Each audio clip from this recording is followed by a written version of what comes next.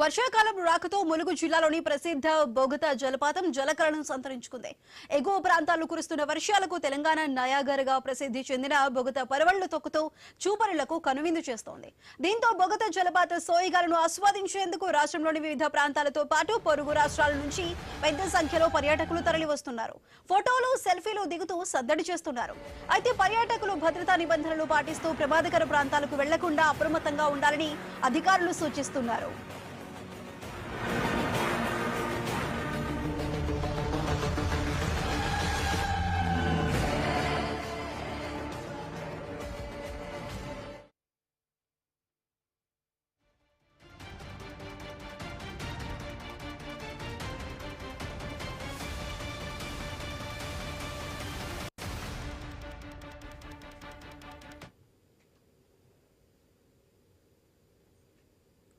Mumbai Pune express way ఇప్పుడు దేశవ్యాప్తంగా hot topic అయింది. మిస్సింగ్ లింక్ ప్రాజెక్టు ప్రారంభమైన కొన్ని వారాలకే భారీగా దెబ్బతింది. దీనికి కారణం తొలి మాన్సూన్. గత 2 రోజులుగా కురుస్తున్న భారీ వర్షాల నేపథ్యంలో ఈ ఎక్స్ప్రెస్ వే పెద్ద సవాళ్లను ఎదుర్కొంటోంది.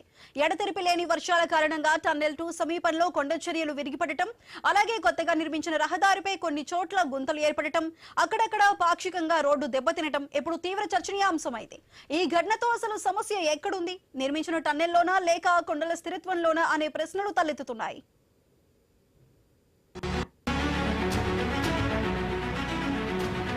ముంబై పూణే ఎక్స్ప్రెస్ వే ఇప్పుడు దేశవ్యాప్తంగా హాట్ టాపిక్ అయింది. మిస్సింగ్ లింక్ ప్రాజెక్టు ప్రారంభమైన కొన్ని వారాలకే భారీగా దెబ్బతింది. దీనికి కారణం తొలి మాన్సూన్.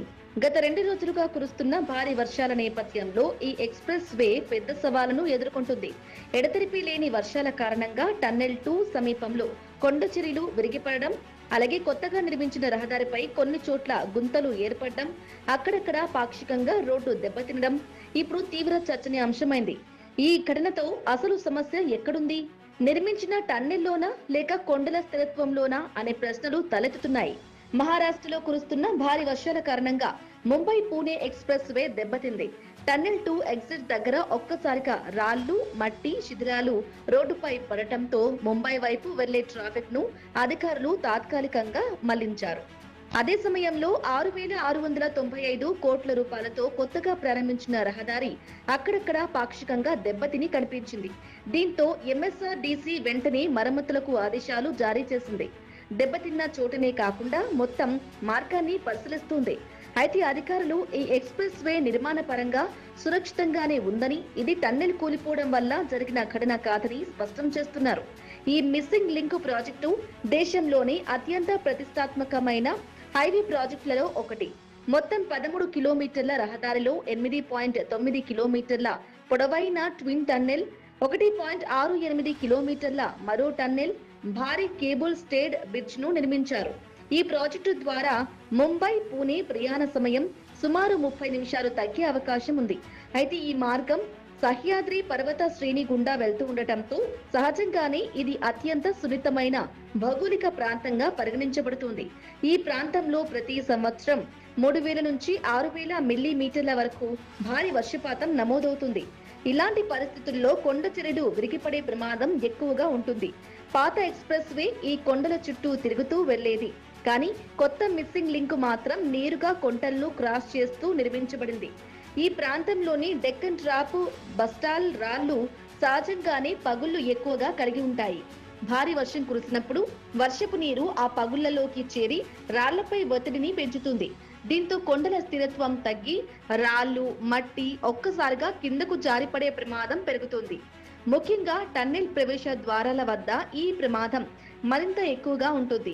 ఈసారి జరిగిన ఘటనలో టన్నెల్ లోపల ఎలాంటి నష్టం జరగలేదని, కేవలం టన్నెల్ బయట ఉన్న కొండ భాగం మాత్రమే కూలిపోయిందని నిపుణులు చెబుతున్నారు.